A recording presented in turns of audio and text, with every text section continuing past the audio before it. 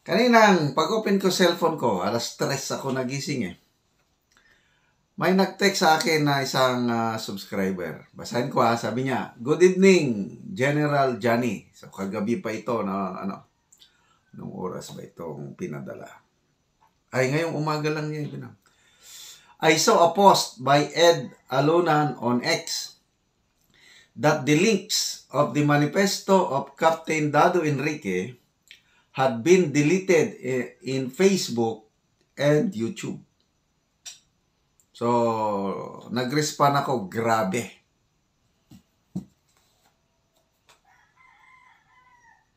Sobra na to kung totoo. So, nag-ano muna ako. Yung usual routine ko is, inuna ko muna ang Panginoon, nag-devotion time. Okay? Nakinig ng spiritual songs sa YouTube, nagbasa ng Bible, nagluto ng tabliya, nagdasal, ganun. Then, inopen ko na. Pag open ko, nandun pa man din. Pati yung, tinignan ko yung Facebook page ni Sir Dado, nag-friend request na ako sa kanya. Good day, sir. Nandun pa man. So, bakit may Ed Alonan, di ba ito yung dating DILG secretary panahon ni FBI? Na deleted sa Facebook and YouTube. Baka na-restore. I don't know. But I'm very glad na buhay na buhay ang manifesto. Tinignan ko, 8,800 na. To me, that's something. Although, dahan-dahan lang, hindi yung biglaan. Kasi marami ang hindi nakakapirmay. Kaya, tuloy, nakaisip ako, ang dami kasing nagtitext sa akin na paano makapirma, paano. Kasi hindi lahat ng Pilipino marunong sa technology. Ako nga personal, hindi rin ako marunong. May nagtuturo lang sa akin kung paano maghanap ng link. Paano yung walang magturo? Kaya ang ginawa ko kahapon, summarize manifesto, yung ginawa pa rin ni Captain Dado, yan ni Sir Dado, tinagalog ko, sinamarize ko, at pwede nang bumoto, boto? Yeah, boto. Dahil snap election nito, pwede nang pumirma. Kahit hindi nyo mahanap yung link. I-text nyo lang ang inyong pangalan, age, address, and cellphone number. So, sinamarize ko yung manifesto ni Sir Dado. Sabi ko, January 4, 2024, manifesto ng taong bayan. Kami, nagpapahayag na hindi na namin kilalanin si Ferdinand R. Marcos Jr. bilang presidente ng Pilipinas dahil wala na kaming tiwala sa kanya. Betrayal of public trust. Sa makatuwid, nabudol kami sa kanya. Aming kilalanin si VP Sara Duterte bilang presidente ayon sa konstitusyon ng Pilipinas. Aming ipirma ang aming mga pangalan.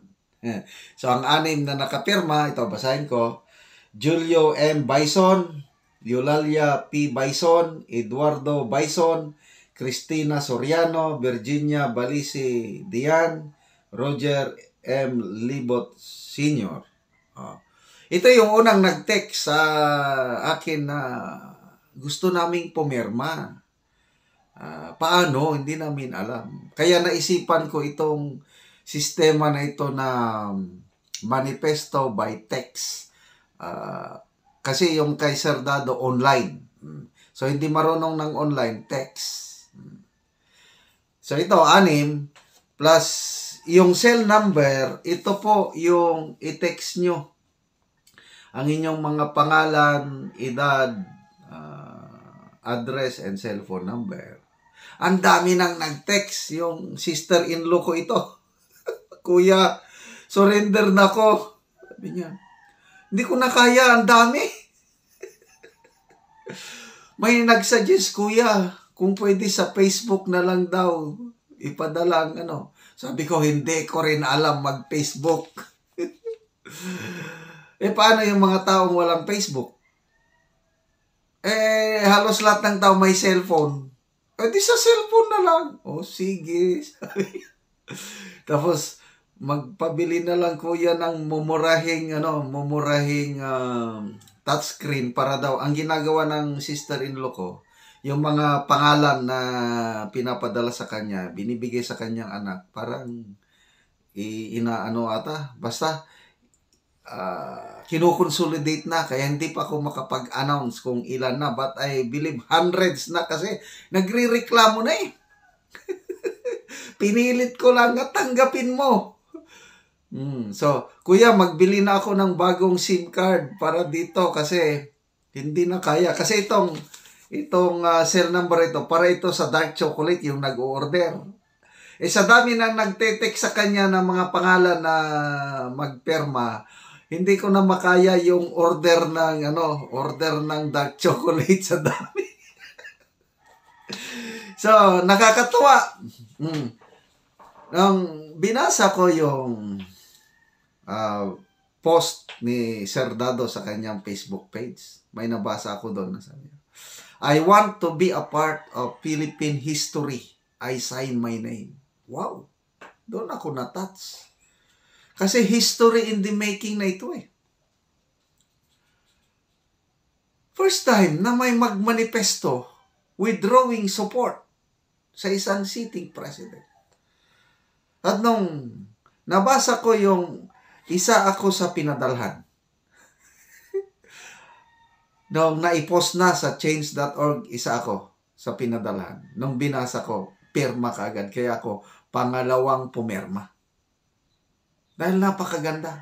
Direct to the point, very, very clear na ayaw na namin sa presidenteng ito na sinasabi is, there is oppression.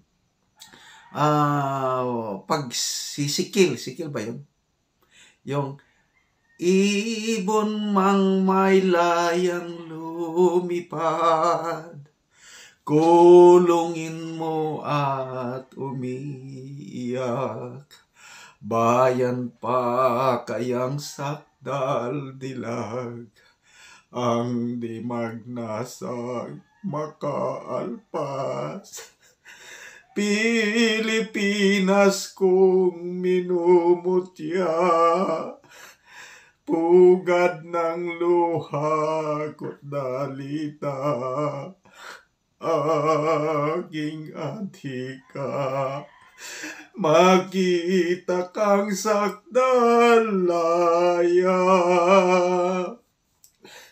Ang ginagawa ng administrasyong ito is ginaganyan tayo. Ayaw nila tayong pagsalitain. Tignan nyo yung ginawa nila, Facebook page ni Maharlika, ni Sas, ni Banat Bay. Pinatanggal nila. So, anong klaseng gobyerno ito? Hindi pwede, parang bumalik na tayo panahon ng Kastila. Kaya nung una, may la solidaridad, tapos may no limitangere, may el filibusterismo. Ito na ngayon. Social media. Magsalita tayo. Na may post ni former COMELEC Commissioner Rowena Gawanson. Sabi niya, kayong mga vloggers na hindi bayaran. So, ibig sabihin, may bayarang vlogger. Nang ibig niya sabihin, yung bayarang vlogger, yung mga vloggers na dumidepensa kay Kuting sa administrasyon ito. Yun na. So, kami, nga mga vloggers na hindi bayaran, sabi niya, mag-ingat kayo dahil ipapatake down nila ang inyong mga channel, yung mga reach ninyo, nila para hindi nyo maabot. Ganon ang sinasabi ni Attorney Rowena Guanzon. Kaya salamat po, Attorney Guanzon. Tapos, nag-volunteer pa siya na siya ang mag-upload doon sa Pulburon video. Ibigay nyo na sa akin. Yung Pulburon video, kung sinong may hawak, ako ang mag-upload.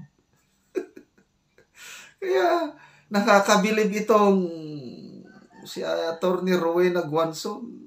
Talagang may paninindigan, hindi siya nagbago ng posisyon. Hindi katulad ninong itong mga Dilima, mga Dilawan noon, Drilon, Hontiveros. Noon, binabatikos nilang Marcos family. Ngayon, kaibigan na. Itong si Rowena Guanzon, ito ang tunay. Tama sila na itong Marcos na ito, ay sayang, naawa ako sa legacy ng Marcos Sr. Nakita ko yung profile picture ni Sir Dado. Kadete pa siya, katabi niya si Marcos Sr. Marcos loyalist ito dahil nag-graduate siya panahon ni Marcos. Sabi mo, ako naman, nag-graduate din ako panahon ni Marcos. Nung na-promote akong general, nag-take out kami sa Malacanang. Ito was 2015, siguro mga September 2015, out-taking namin. Hinanap ko talaga yung may mga portrait ng mga presidente sa Pilipinas, nandun sa Malacanang. Hinanap ko na saan si President Marcos Sr. Doon. So kaming mag-asawa, tumayo kami doon sa picture ni President Marcos Sr. Nagpalitrato kami yon. One of my most prized photo. Yung kaming mag-asawa, okay, bagong take out akong general, nasa background namin si Marcos Sr. Forever. My wife and I, yung utang na loob namin sa Marcos Sr., hindi namin yun makakalimutan. Of course, kasama si First Lady Imelda, forever First Lady Imelda. But itong anak niyang ito, sinisira niya ang legacy ng Marcos Sr. Kaya doon ako nasasaktan. Ito naman si Senator Amy, na siya ang may kasalanan. I'm sorry, Senator Amy Manangay, may kasalanan mo ito eh. Alam mo naman, ang kapatid mo, kasama sa narcolist. Bakit ka pa lumuhod kay Tatay Digong na tanggalin o hindi kung hindi mo ginawa yon, na banggit ni Tatay Digong na kasama ang kapatid mo, di baka hindi nagpresidente ngayon. O ngayon, ikaw pa ang nag-match up sila kanila ni Mayor Inday Sara. Ngayon, tapos nahimik kayo, Senator Amy. Gumawa naman. Pakinggan nyo yung sinasabi ng anak ninyo. Mabuti pang mga anak ni Senator Amy. Ang gagaling. Sabi nila, Mama, please do the right thing. For the sake of our country and for the sake of Grandpa. Mahal ng mga anak ni Senator Amy si late President Marcos Sr. Kaya ayaw nilang masirang legacy ng Marcos. Kaya, Senator Amy, act now before it's too late. Huwag mong pabayaan na masira ang Marcos legacy. Sinisira ng kapatid mo ang magandang pangalan ng Marcos. Gumalaw na po kayo. At sana magsalita ka na. Sabihin mo kung anong totoo, hindi yung tahimik ka dyan. So, anyway, pasalamatan ko yung aking sister-in-law, Mirnas Basalio Sibog. Siyang tig-collate ang inyong mga boto sa snap election na ito. Just continue texting your name, age, dapat yung voting age, hindi pwedeng bata, address ninyo at saka cell number. Importante ang cell number to make it real, authentic. Kasi magiging history ito eh. Yung 8,000 plus bilang ng mga nagpirma kay Sir Dadong online. Later on, i-collect ko rin ito kung ilang libo ang nagte-text sa akin, pumipirma. E di pagdugtungin lang namin. Di ba? Ano lang yan para mabigyan naman ng chance yung mga hindi marunong ng technology, mga senior citizen, na they will be part of history. So, napaka-exciting itong manifesto nito. At salamat, Sir Dado. Mabuhay ka.